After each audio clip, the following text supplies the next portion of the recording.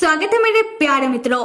तो फिर अभी हम फैन और वाई की कहानी को आगे बढ़ाते हैं और आज की शुरुआत होती है फैन की यूनिवर्सिटी से, जहां फैन की यूनिवर्सिटी में ग्रेजुएशन सेरेमनी चल रहा होता है और हॉल में स्टेज के ऊपर फैन को बुलाया जाता है अपने स्टूडेंट के लिए 2 शब्द कहने के लिए और कहा जाता है फैन के लिए तालियां बजाने के लिए।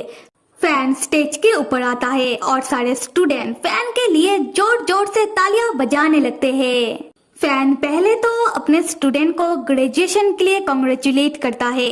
उसके बाद फैन कहता है कि मेरे पास आप लोगों को कहने के लिए ज्यादा कुछ तो है नहीं, मैं बस आप लोगों से इतना कहूंगा कि आप लोग अपने दोस्तों के साथ आगे भी अपने रिश्ते को जारी रखना और आप लोग हो सके तो भविष्य में और डिग्रियां हासिल करना और एक अच्छा इंसान बनना और आगे आप लोग और अच्छे काम करते रहना। तब हॉल में से एक स्टूडेंट फैन के ऊपर चिल्लाते हुए खड़ी होती है।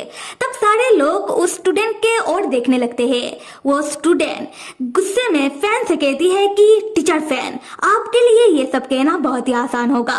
क्या आप कभी भी एक अच्छे इंसान बने हो? क्या आपने कभी भी अपने जीवन में एक अच्छा काम किया है? ये सुनकर तो फैन चौंक जाता है। फैन चौंकते हुए उस स्टूडेंट से पूछता है कि फैन, ये तुम क्या कह रही हो? मुझे कुछ समझ नहीं आ रहा। तब वो स्टूडेंट, वो लड़की सबके सामने रोना धोना शुरू कर देती है और रोते हुए सबको बताने लगती है कि वो रिपोर्ट करना चाहती है टीचर फैन के बारे में कि कैसे टीचर फैन ने उनके एक्टिंग डिपार्टमेंट के एक लड़की के साथ ज्यादती की है और वो लड़की और कोई नहीं बल्कि वो खुद है। टीचर फैन ने कैसे उसे मैनिपुलेट किया और उसे हैरेस किया। उसके बाद वो लड़की अपने पास से एक रिकॉर्डर निकालती है और सबको वो रिकॉर्डर प्ले करके सुनाने लगती है और उस रिकॉर्डर में उस लड़की की और फैन की बातचीत की रिकॉर्डिंग होती है, जहां वो लड़की कह रही होती है कि टीचर फैन, आप मेरे साथ ये सब नहीं कर सकते, मैं कुछ दिनों बाद ही ग्रेजुएट होने वाली हूँ, आप मुझे ऐसे हैरेस नहीं कर सकते, आप मुझे ऐसे नहीं धमका सकते। तब फैन का आवाज सुनाई देता है जहां फैन कह रहा होता है कि ठीक है, तुम्हें अगर ग्रेजुएट होना है तो शौक से ग्रेजुएट हो, पर तुम मेरे बिना कैसे ग्रेजुएट होगी? तब फैन उस लड़की से कहता है कि अगर वो लड़की फैन के साथ रात नहीं गुजारेगी तब फैन उस लड़की को पास नहीं करवाएगा, तब वो ग्रेजुएट कैसे होगी? फैन कहता है कि क्या तुम अभी भी मेरा बात नहीं मानोगी? और यहाँ वो लड़की, वो स्टूडेंट उस रिकॉर्डिंग को बंद करती है और रोते हुए सबको कहने लगती है कि क्या सबने सुन लिया, यही है हमारे यूनिवर्सिटी के अच्छे प्रोफेसर की सच्चाई। और वो लड़की रोते हुए फैन से पूछने लगती है कि टीचर फैन ने उसके साथ ऐसी गंदी हरकत क्यों की? और यह सब सुनने के बाद मानो फैन के पैरों तले जमीन खिसक जाती है। फैन तब माइक में चिल्लाते हुए सबको बताने लगता है कि ये स्टूडेंट झूठ कह रही है और ये रिकॉर्डिंग भी झूठा है, ये तो मेरा आवाज है ही नहीं, कोई मेरी आवाज में ये सब कह रहा है। और फैन आगे कुछ और कहता बताया जाता है कि धीरे धीरे करके माहौल बिगड़ने लगता है। तब स्टेज में आते हैं यूनिवर्सिटी के प्रिंसिपल, जो फैन से माइक लेकर सबको शांत करने लगते हैं। प्रिंसिपल कहते हैं कि सब शांत हो जाओ, देखो टीचर फैन ने स्टूडेंट पेन के साथ जो भी किया है ये हमारे यूनिवर्सिटी के बोर्ड मेंबर छानबीन करेंगे, तब तक हम टीचर फैन को टेम्पोररीली सस्पेंड करते हैं। और ये सुनकर तो फैन और ज्यादा चौंक जाता है। फैन प्रिंसिपल से पूछता है कि प्रिंसिपल सर, आप भी? तब प्रिंसिपल फैन को कोई भी जवाब नहीं देते हैं और ना ही फैन से नजरें मिलाते हैं। अगले सीन में हम देखते हैं कि फैन टीचर रूम में मतलब अपने कैबिन के अंदर बैठा हुआ होता है और फैन बहुत ही परेशान हो रहा होता है। फैन अपना सर पकड़ के मन ही मन सोच रहा होता है कि मेरे साथ ही क्यों। उसी वक्त फैन के कैबिन के अंदर आता है योजिन। योजिन फैन से कहता है कि हमारे बेचारे टीचर फैन, मैंने सुना है कि तुम मुसीबत में पड़ चुके हो। तब फैन योजिन से कहता है कि योजिन, तुम यहाँ क्यों? योजिन फैन से कहता है कि फैन, सच में तुम कितने बेचारे, मासूम और भोले हो कि तुम्हें तुम्हारी ही स्टूडेंट ने फंसा दिया और अभी तो तुम्हारे कोवर्कर भी तुम्हारे ऊपर विश्वास नहीं कर रहे हैं।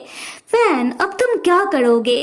फैन तब बहुत ही गुस्से में कहता है कि योजिन, तुम्हें क्या चाहिए? हाँ। तब योजिन फैन के नजदीक आता है और फैन का मुंह पकड़ के अपनी ओर करता है। योजिन फैन से कहता है कि हाँ, मुझे क्या चाहिए? मुझे तुम चाहिए फैन। मैं चाहता हूँ कि तुम मेरे सामने गिड़गिड़ाओ, तुम मेरे साथ रहो, तुम मेरे होकर रहो और तुम्हें बस मुझे एक हाँ कहना है। उसके बाद देखना कि मैं तुम्हारे लिए सब कुछ ठीक कर दूंगा। फैन तब परेशान होने लगता है। फैन योजिन से कहता है कि अब मैं समझा, तुमने ही मेरे साथ यह सब करवाया है। योजिन, मैं तुम्हें आखिरी बार कह रहा हूँ, मैं तुमसे प्यार नहीं करता और ना ही मैं तुम्हारे साथ रहूंगा। और तुमने अब जो ये सब किया है उसके बाद तो तुम्हें मेरा दोस्त मानने से भी मुझे घिन आ रहा है। उसके बाद फैन गुस्से में योजिन का हाथ अपने मुंह से हटाता है और ये सब सुनकर तो योजिन को भी बहुत गुस्सा आता है। योजिन गुस्से में फैन से कहता है कि फैन, तो फिर यह है तुम्हारा जवाब, तो फिर अब तुम भुगतो। और तब फैन भी गुस्से में कहता है कि मैं बेगुनाह हूँ और योजिन ये बात तुम्हें भी पता है और मुझे भी। मैं आज नहीं तो कल अपनी बेगुनाही का सबूत देख कर रहूंगा। मैं कोई ना कोई रास्ता निकाल ही लूंगा इस मुसीबत से बाहर निकलने की और इन सब में मुझे तुम्हारी कोई जरूरत नहीं है। और हाँ, ये केबिन मेरा है, तो फिर तुम मेरे इस केबिन से अब बाहर निकलो। योजिन तब फैन के केबिन से बाहर जाने लगता है और जाते हुए मुस्कुराते हुए फैन से ये कहते हुए जाता है कि फैन, अगर तुम्हें अपनी बातों पर पछतावा हो तो तुम बस मुझे एक कॉल कर देना। उसके बाद योजिन फैन के केबिन से बाहर चला जाता है और हम फैन को देखते हैं। फैन तब गुस्से में मन ही मन कह रहा होता है कि योजिन, मेरे साथ ये सब करके तुम्हें क्या मिल जाएगा। खैर, ठीक उसी समय फैन को नान के स्कूल से कॉल आता है। फैन कॉल उठाता है और स्कूल वाले फैन को बताते हैं कि हेलो मिस्टर फैन, मैं नान की क्लास टीचर बात कर रही हूँ। नान असल में कहीं पर भी मिल नहीं रहा है। नान स्कूल से भाग गया है। क्या नान आपके पास आया है? और ये सुनकर तो फैन और परेशान हो जाता है। फैन चौंक कर जवाब देता है कि क्या नान स्कूल से भाग गया? यहाँ से सीन शिफ्ट होकर हमें वाई की कंपनी दिखाया जाता है। वाई अपने ऑफिस रूम में बैठा हुआ होता है। वाई तब अपनी नान की और फैन की, जो उन लोगों ने समुद्र किनारे फोटो खिंचवाया था, वो सारी फोटोज देख रहा होता है। वाई तब बहुत ही दुखी होता हुआ फोटो से ही बात करने लगता है। वाई कह रहा होता है कि 7 दिन हो चुके हैं फैन भैया, मैंने ना ही आपको और नान को देखा है। क्या आप लोग मुझे मिस नहीं करते हो? उसके बाद वाई अपने ड्रॉयर में से फैन का एक शर्ट निकालता है और उस शर्ट को सूंघता हुआ कहता है कि इस शर्ट में से अभी भी फैन भैया का खुशबू आ रहा है। फैन भैया, क्या आपको पता है कि इन दिनों में सो नहीं पा रहा, तो अब मैं आपके इस शर्ट को गले से ऐसे ही लगाकर सोने की कोशिश करता हूँ, ये सोचकर कि आप मेरे पास ही हो। ठीक उसी समय वाई के ऑफिस रूम के अंदर वाई का पिया आता है, जो वाई को बताता है कि प्रेसिडेंट वाई, आपने जैसा कहा था हम वैसा ही कर रहे हैं। मैंने अपने आदमी लोगों से कह दिया है और वो लोग हर एक रोज मिस्टर फैन के घर के बाहर उनके ऊपर नजर रखे हुए हैं। और मिस्टर फैन हमेशा की तरह आज भी सुबह सुबह अपना डेली काम करके अपने यूनिवर्सिटी के लिए चले गए हैं। वाई तब मन ही मन कहता है कि फैन भैया, ये सब मैं बस आपको बचाने के लिए कर रहा हूँ, पर पता नहीं इतनी दूर से मैं आपको बचा भी पाऊंगा। तब वाई का पीए वाई को बताता है कि नान भी अपने स्कूल चला गया है। ठीक उसी समय वाई के पीए को कॉल आता है। वो कॉल उठाता है और परेशान होने लगता है।